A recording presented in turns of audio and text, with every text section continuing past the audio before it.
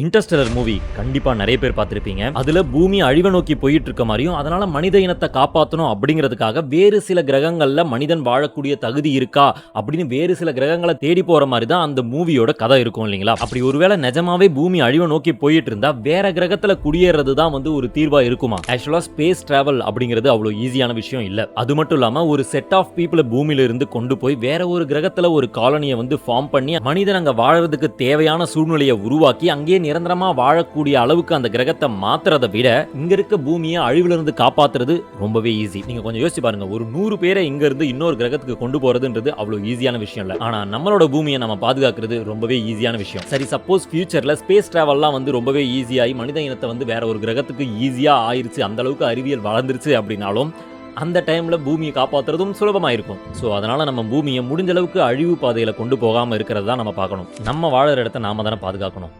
அடுத்த வீடியோல பார்க்கலாம்.